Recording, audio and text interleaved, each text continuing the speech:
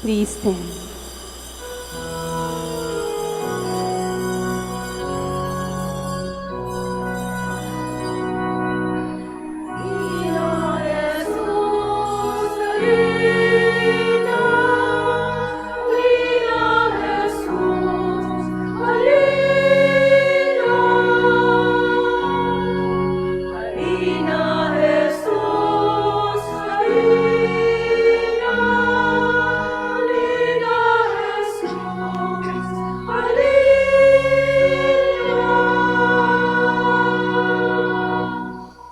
We gather in the name of the Father, and of the Son, and of the Holy Spirit. Amen. The Lord be with you. And with your spirit.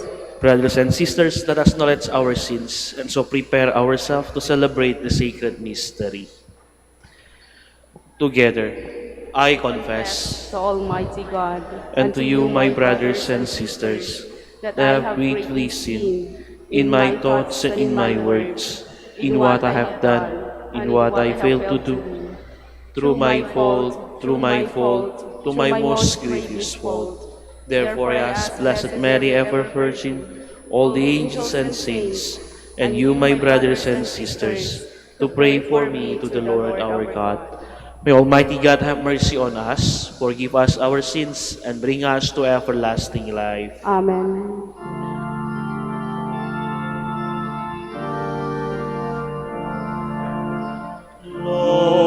Lord, have mercy. Lord, have mercy. Christ, have mercy. Christ, have mercy. Lord, have mercy. Lord, have mercy. Let us pray.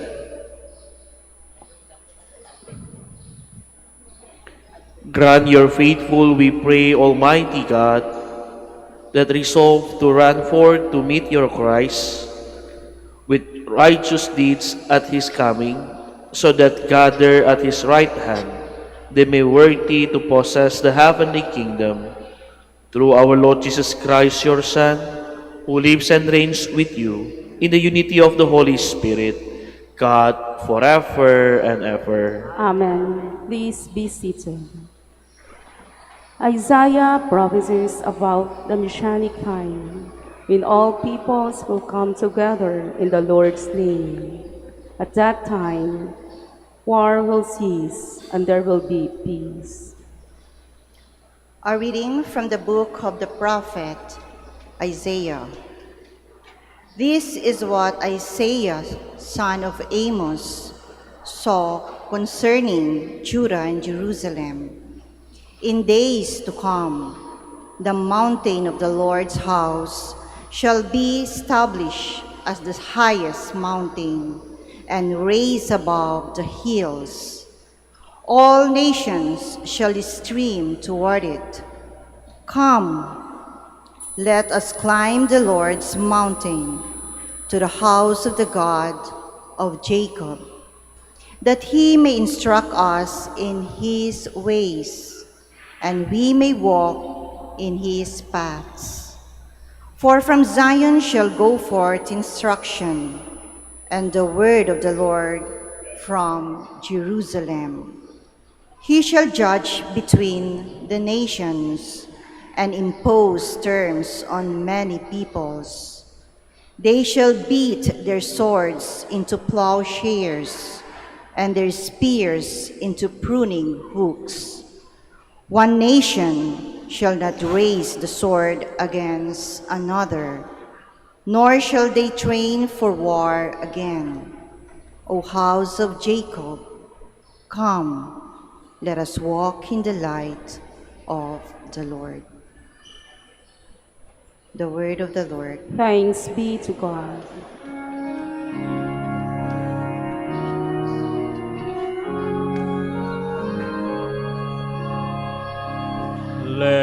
us go rejoicing to the house of the Lord.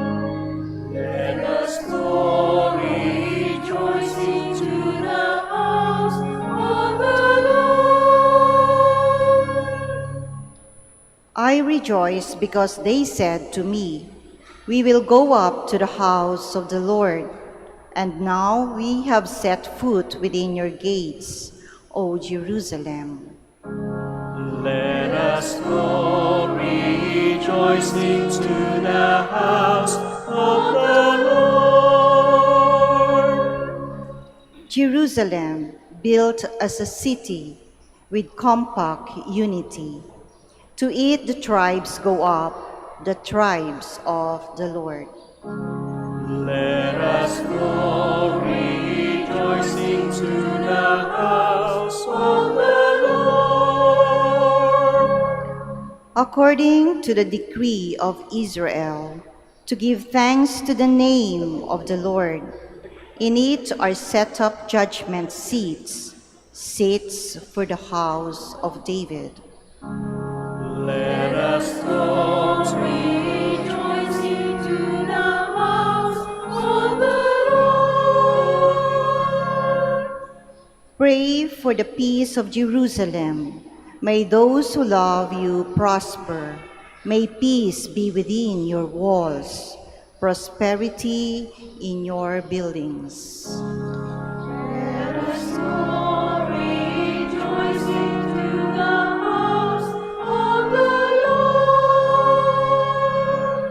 Because of my brothers and friends, I will say, peace be within you. Because of the house of the Lord our God, I will pray for your good. Let us go rejoicing to the house of the Lord.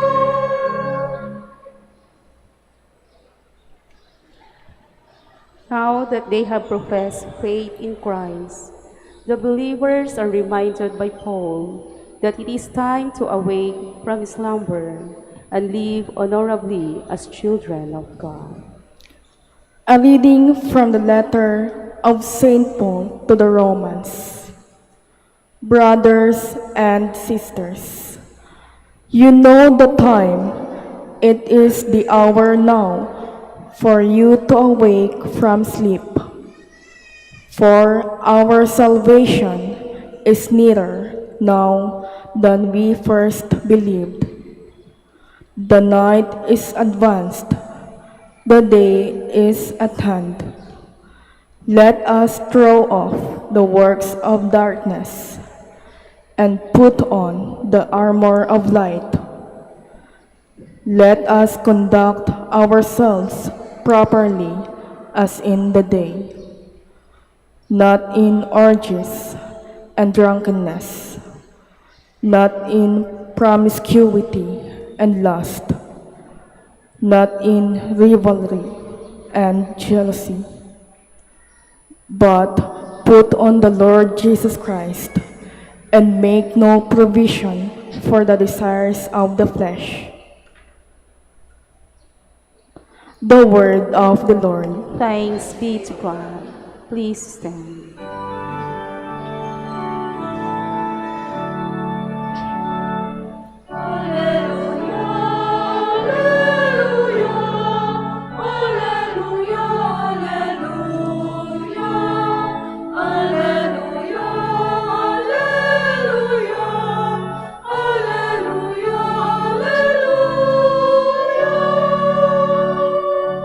Show us, Lord, your love, and grant us your salvation.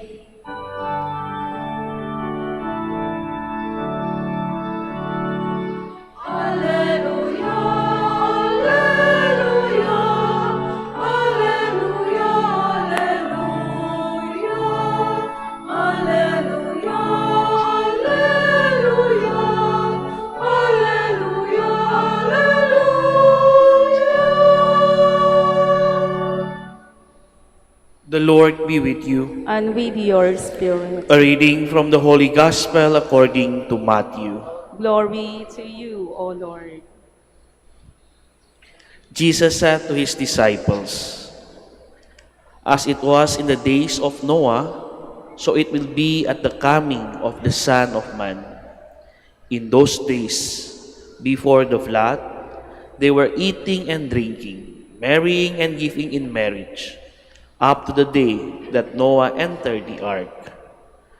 They did not know until the flood came and carried them all away. So will it be also at the coming of the Son of Man. 2 men will be out in the field, one will be taken and one will be left. 2 women will be grinding at the mill, one will be taken and one will be left.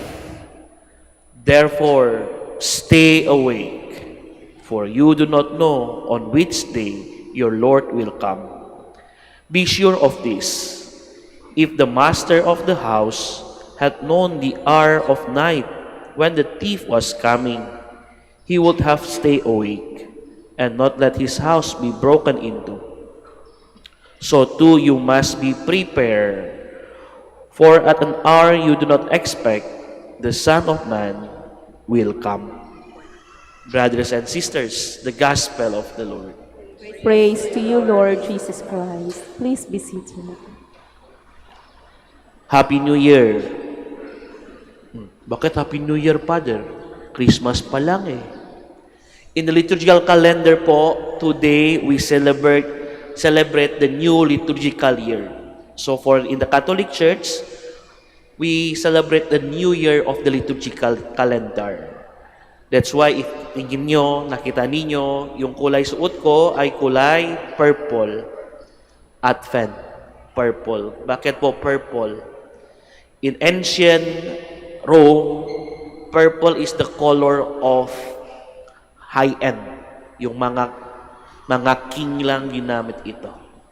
And as we wait for Christ came, that's why the church also use purple. Pero yung focus ko ngayon ay Advent. First tanong, sino po yung excited celebrating Christmas? Taas ng kamay. Sino po yung excited celebrating Christmas? Taas ng kamay. Ay, konti lang. Kala ko excited kayo sa Christmas. May bonus yan. No, 25 days from now, we celebrating Christmas. But before we approach Christmas, we celebrate the Advent. Advent is the time to wait. Advent is the time to prepare. Minsan tayo kung hintay, hindi tayo gusto, di ba? Pila ka lang sa bus na init na. Or pila ka lang sa Jollibee or sa something kainan kung tagal na serve, na init ng ulo natin. Pero the Lord telling us to wait. Christmas, Advent is waiting season. Hindi agad-agad we celebrate Christmas. Pero meron tayo ng 4 na linggo to wait. Waiting is difficult. Waiting is not easy. Kung you wait na walang asa, ano ba nangyari? Pero the Lord telling us to stay awake and waiting. In the reading, the Gospel telling us, hindi tayo alam kailan dumating si Kristo. Hindi tayo alam kailan dumating yung time na.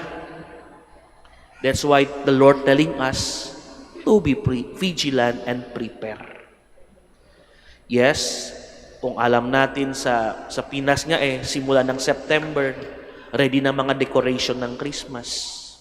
Last night sa Manaoag, we light the Christmas light ng bayan ng Manaoag. Dami preparation. Gusto natin mga magandang decoration, magandang ng pagkain, magandang suot. Pero, una-una dapat, handa natin sarili natin. Handa natin yung puso natin. Parang sa isang bahay, when we have our visitor, we prepare cleanly our house. Ganyan din, when we want to accept Christ in this Christmas, tanong natin sarili natin, handa ba ako? Ready ba ako? Malinis ba ako? So second reading, remind us.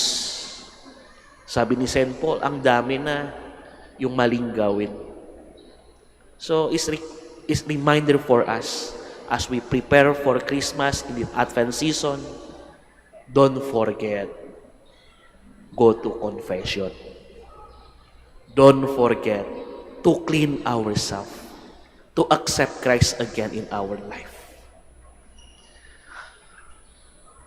Yung reading invite us also to remember how we be prepare well. Sometimes kung linis lang, kahit nang linis nangyari sa buhay natin. Pero kailangan todo ng linis sa sarili natin. Kasi yung pupunta, yung dumating, hindi lang common visitor. The King will come.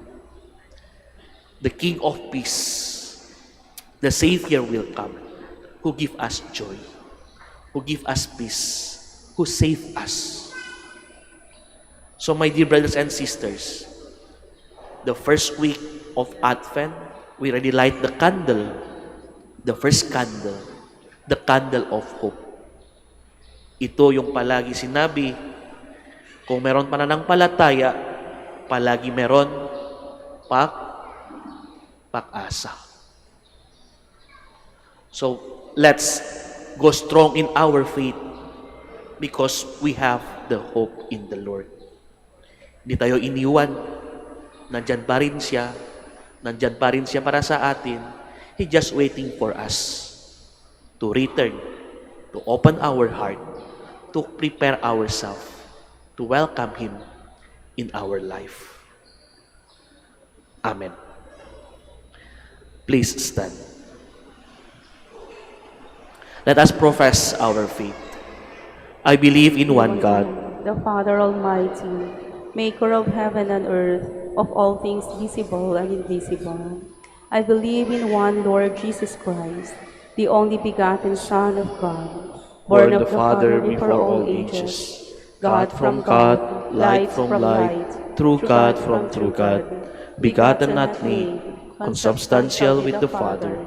Through Him all things were made. For us men and for our salvation, He came down from heaven, and by the Holy Spirit was incarnate of the Virgin Mary and became man. For our sake He was crucified under Pontius Pilate. He suffered death and was buried, and rose again on the third day in accordance with the Scriptures. He ascended into heaven, and is seated at the right hand of the Father. He will come again in glory to judge the living and the dead, and His kingdom will have no end. I believe in the Holy Spirit, the Lord, the giver of life, who proceed from the Father and the Son, who with the Father and the Son is adored and glorified, who has spoken through the prophets. I I believe in one holy, Catholic and Apostolic Church. I confess one baptism for the forgiveness of sins, and I look forward to the resurrection of the dead and the life of the world to come. Amen. We lift our heart to the Father as we prepare for the coming of His Son into the world. Let us ready our heart, mind, and will as we say, Father, grant us your salvation. Father, grant us your salvation.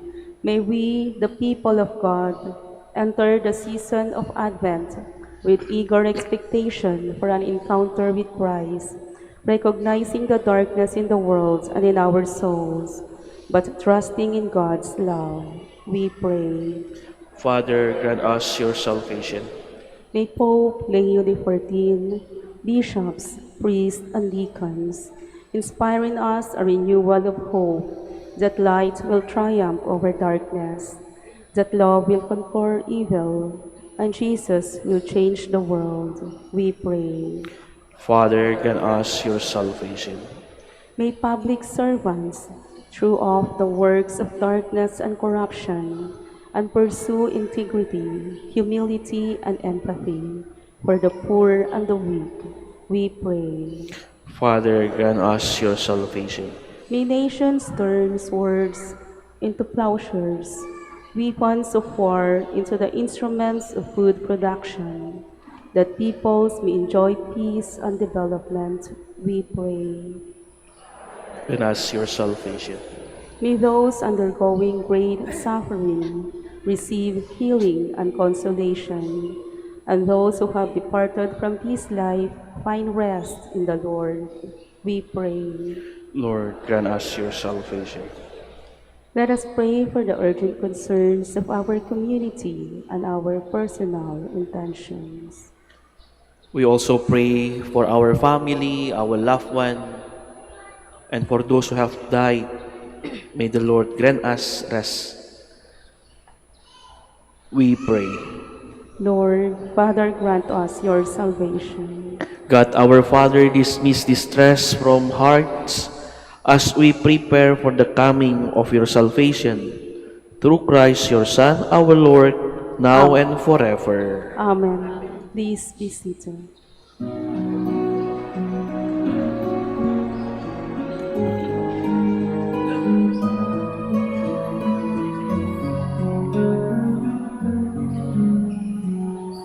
Ngunit at ang gabi, at alay na ito,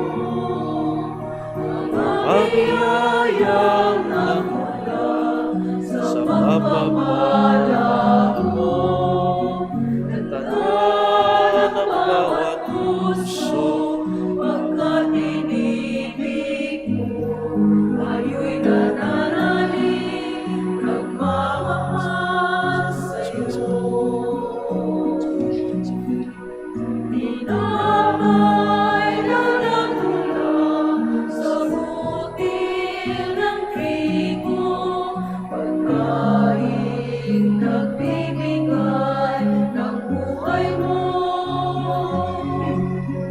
At alak na nagmula sa isang sangkay ng bukas, iluming nagbibigay lakas. Ngunit at tanggapin ang alay na ito, mga biyayang nagmula sa pagpapala mo.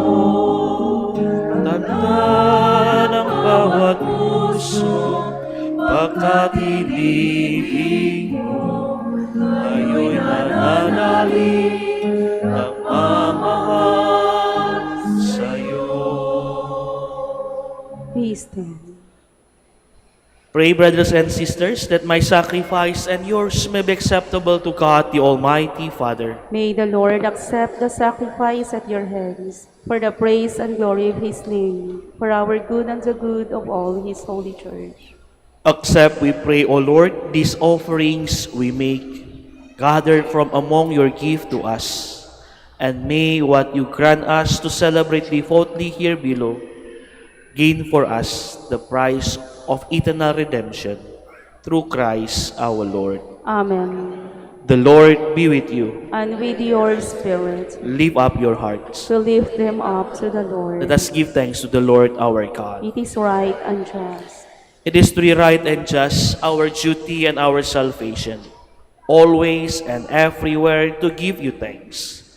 Lord, Holy Father, Almighty and eternal God, through Christ our Lord, for he assumed at his first coming the lowliness of human flesh, and so fulfilled the design you formed long ago, and opened for us the way to eternal salvation, that when he comes again in glory and majesty, and all its at last made manifest, we who watch for that day may inherit the great promise, in which now we dare to hope. And so, with the angels and archangels, with thrones and dominions, and with all the host and power of heaven, we sing the hymn of your glory, as without end we acclaim. Holy, holy, holy, Lord God of hosts, heaven and earth are full of your glory. Hosanna, Hosanna in the highest. Blessed is he who comes in the name of the Lord. Hosanna, Hosanna in the highest. Please kneel.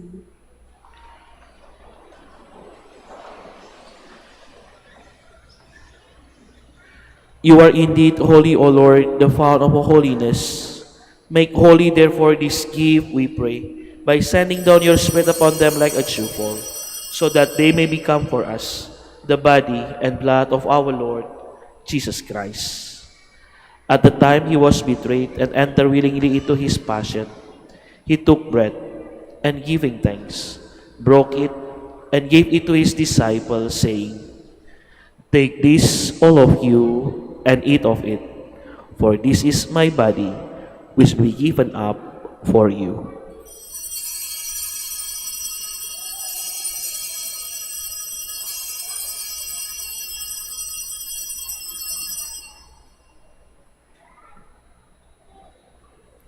In a similar way, when supper was ended, he took the chalice, and once more giving thanks, he gave it to his disciples, saying, "Take this, all of you, and drink from it, for this is the chalice of my blood, the blood of the new and eternal covenant, which will be poured out for you and for many, for the forgiveness of sins.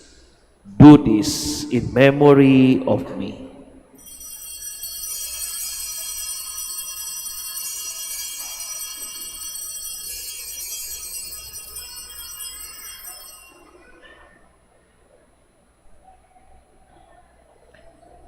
The mystery of faith.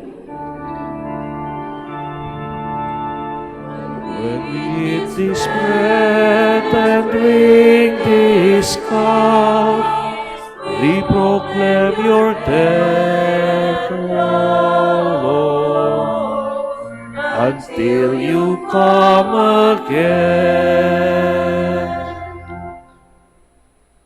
Therefore, as we celebrate the memorial of his death and resurrection, we offer you, Lord, the bread of life and the chalice of salvation, giving thanks that you have held us worthy to be in your presence and minister to you.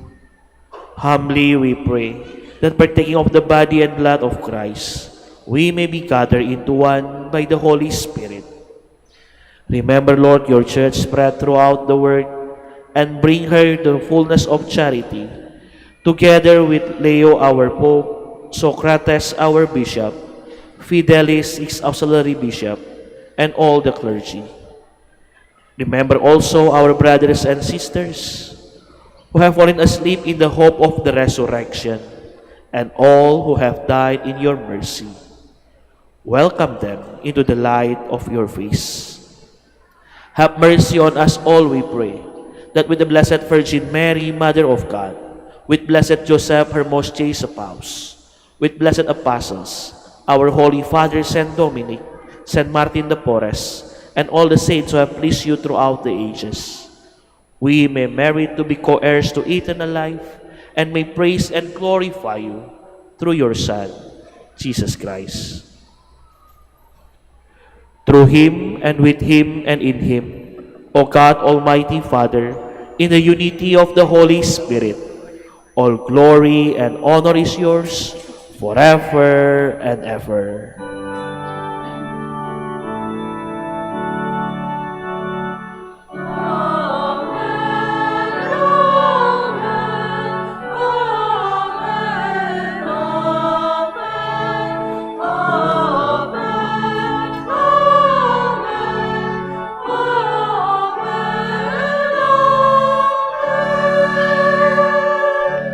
Please stand. At the Savior's command and from divine teaching, we dare to say,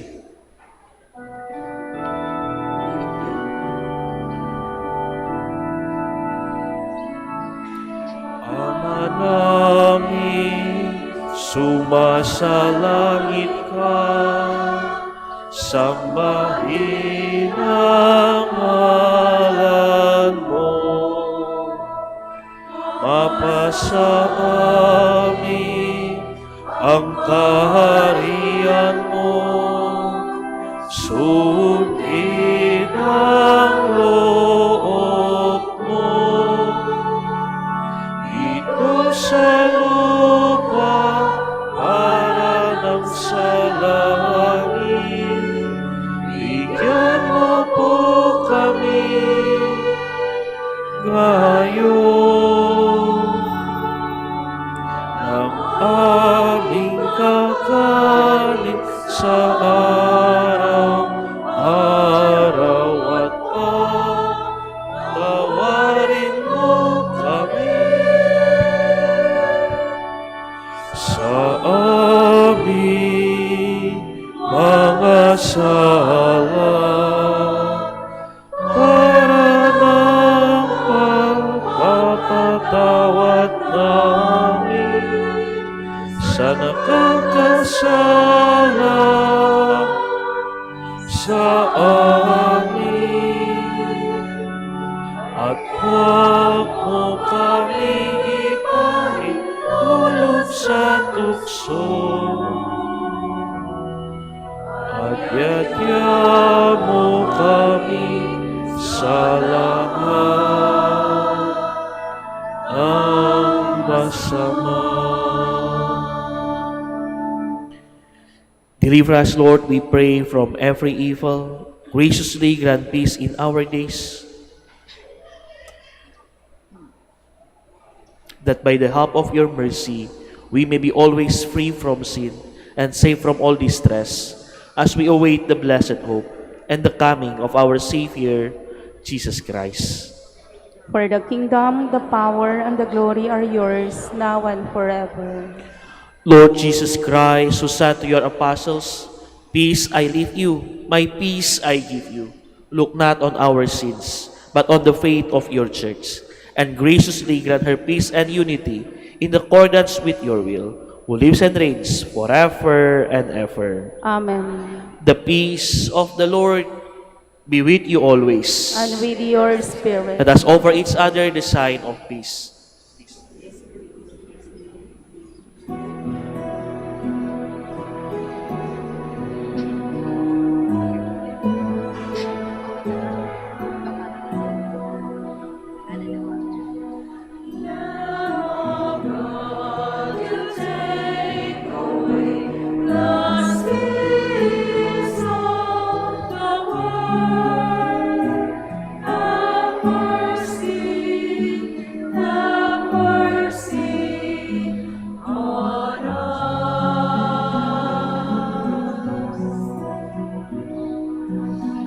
Lamb of God, you take away the sins of the world.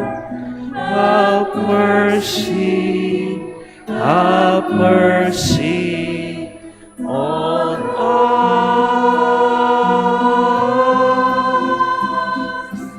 Lamb of God, you take away the sins of the world.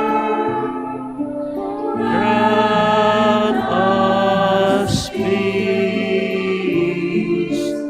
Grant us peace. Please kneel.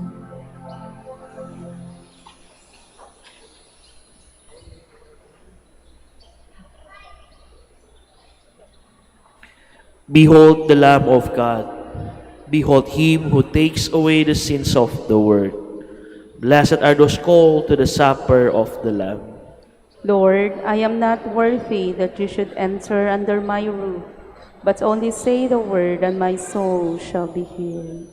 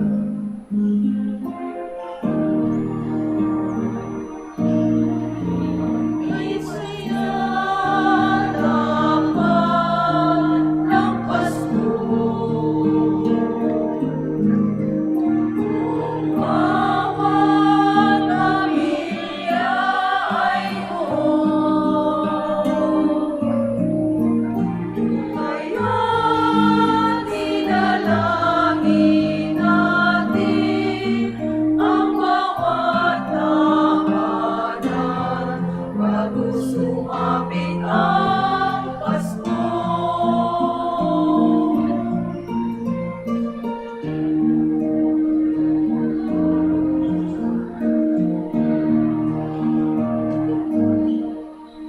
Panginoon, nalinaan, pumarito ka. Sagipin mo ang bayan, ikaw ang pag-asa. Gabay ng mga mahihirap. Panginoon, iligtas mo ang iyong bayan. Panginoon, nalinaan, pumarito ka. Sagipin mo ang bayan, ikaw ang pag-asa. Gabay ng mga mahihirap. Panginoon, iligtas mo ang iyong bayan. Panginoon, iligtas mo ang iyong bayan. Panginoon, iligtas mo ang iyong bayan.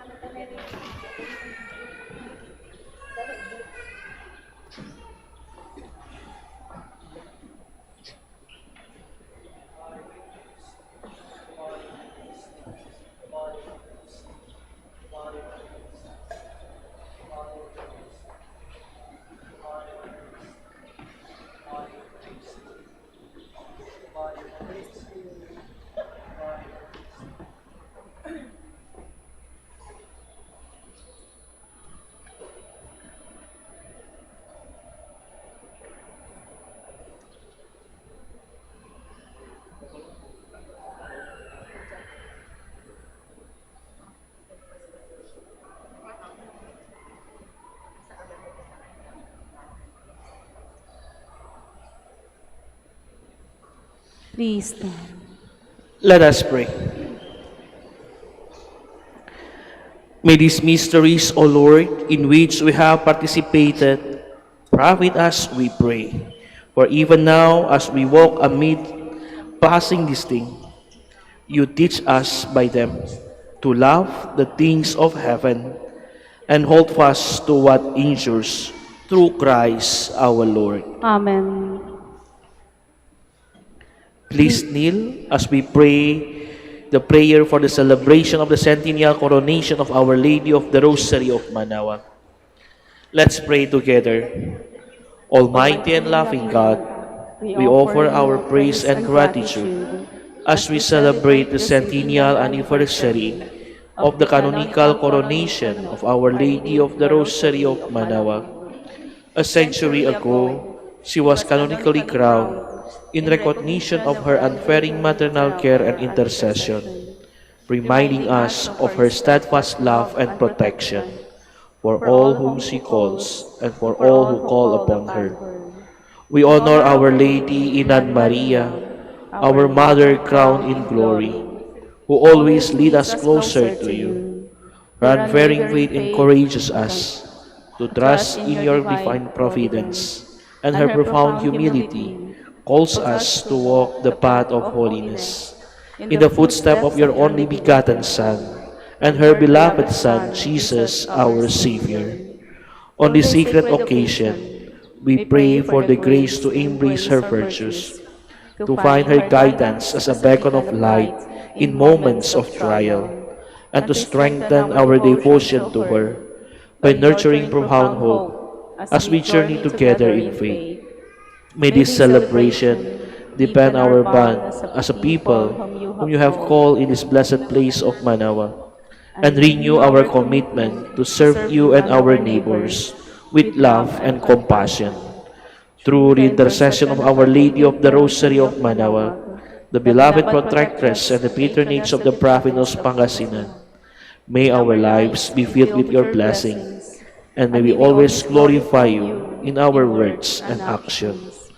We ask this in the name of your Son, Jesus Christ, who lives and reigns with you and the Holy Spirit, God, forever and ever. Amen. Our Lady of the Rosary of Manawa, Pray for us. Please stand.